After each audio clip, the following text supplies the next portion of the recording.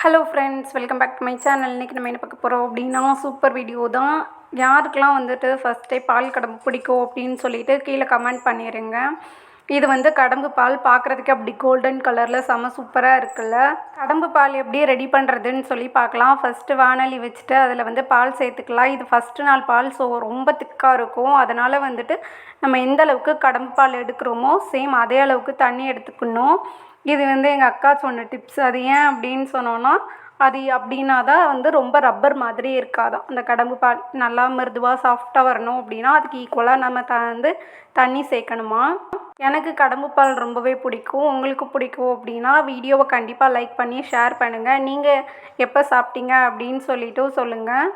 கடம்பு பால் சாப்பிட்றதுனால என்னென்ன பெனிஃபிட் இருக்குது அப்படின்னு சொல்லிட்டு எனக்கு தெரியாது. பட் அதோட டேஸ்ட் எனக்கு ரொம்பவே பிடிக்கும். பால்கோவா யாருக்கெல்லாம் பிடிக்குமோ அவங்களுக்கு வந்து மோஸ்ட்லி கடம்பு பாலும் வந்துட்டு பிடிக்கும். இது ஃபஸ்ட்டு டே பால் அப்படிங்கிறதுனால சீக்கிரமே வந்து கட்டியாக ஆரம்பிச்சிடும். நம்ம வந்து எந்த ப்ராசஸும் இதுக்கு பண்ண வேண்டாம். இப்போ ஒரு 3 டேஸ் கிட்ட ஆயிடுச்சு அப்படின்னா அப்போது நம்மளுக்கு வந்து பால் தரைகிறதுக்கு கொஞ்சம் டைம் எடுக்கும். அந்த டைமில் நம்ம ரவை சேர்த்து செஞ்சோம் அப்படின்னா பால்கோவா மாதிரியே இருக்கும், சாப்பிட்றதுக்கும் டேஸ்ட்டு. இப்போ பார்த்தாலே தெரியும் பால் நல்லாவே வந்து திரஞ்சு நல்லா கட்டியாக ஆரம்பிச்சிருச்சு. இதை பார்க்குறதுக்கே சூப்பராக இருந்துச்சு. இப்போவே கூட சாப்பிட்லாங்கிற மாதிரி தான் வந்து இருந்தது. நமக்கு இப்போ எந்த அளவுக்கு சுகர் வேணுமோ அதை வந்து இந்த ஸ்டேஜில் நம்ம வந்து சேர்த்துக்கலாம்.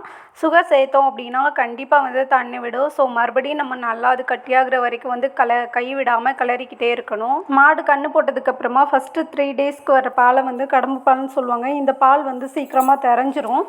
அதனால் இதை வந்து பால் பண்ணைக்கோ இல்லை பால் எடுக்கிறவங்களுக்கோ வந்து ஊற்ற மாட்டாங்க.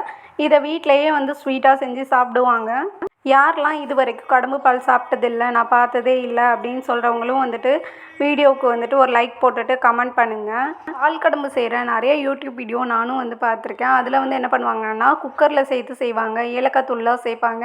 இங்கே ஏலக்காய் தூள் எங்கே இருக்குதுன்னு கேட்டோம் அப்படின்னா ஏலக்காய் தான் இருக்குது அப்படின்னு சொல்லிட்டாங்க. நாங்கள் வீடியோ எடுக்கிறது வந்து எப்போ பார்த்தீங்க அப்படின்னா நைட்டு 10:30 கிட்ட ஆயிடுச்சு. ஸோ இந்த டைமில் மிக்சியை போட்டு பக்கத்து வீட்டில் இருக்கவங்களையும் அலற விடணுமா அப்படின்னு சொல்லிட்டு ஓகே வேணாம் அப்படின்னு சொல்லிட்டு வெறும் சர்க்கரை மட்டும் சேர்த்து செஞ்சோம்.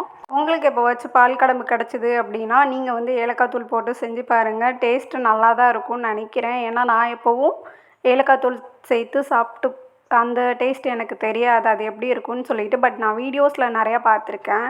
ஃபைனலாக இப்போ இது வந்து சாப்பிட்றதுக்கு வந்து ரெடி ஆயிடுச்சு. பார்த்தீங்களா எவ்வளோ நல்ல உதிரியாக இருக்குது அப்படின்னு சொல்லிட்டு. இதுக்காக தான் ஃபஸ்ட்டே வந்துட்டு தண்ணி அதிகமாக சேர்த்தது இது கூட. நம்மளும் நமக்கு தேவையான அளவு ஒரு கிண்ணத்தில் எடுத்து வச்சுட்டு சாப்பிட ஆரம்பிச்சிடலாம். இது நான் சாப்பிடும்போது டைம் பார்த்தீங்க அப்படின்னா 10:30க்கு மேலேயே ஆயிடுச்சு. பட் நம்மளால் கடம்பு சாப்பிடாமல் இருக்க முடியுமா? ஸோ நான் கடம்பு சாப்பிட ஆரம்பிச்சிட்டேன். உங்களுக்கு கடம்பு பிடிக்கும் அப்படின்னா கண்டிப்பாக கீழே வந்துட்டு கமெண்ட் பண்ணுங்கள். எப்போ லாஸ்ட்டாக சாப்பிட்டீங்க அப்படின்னு சொல்லிட்டும் கீழே சொல்லுங்கள். வீடியோ பிடிச்சா லைக் பண்ணி ஷேர் பண்ணுங்கள். தேங்க்ஸ் ஃபார் வாட்சிங்.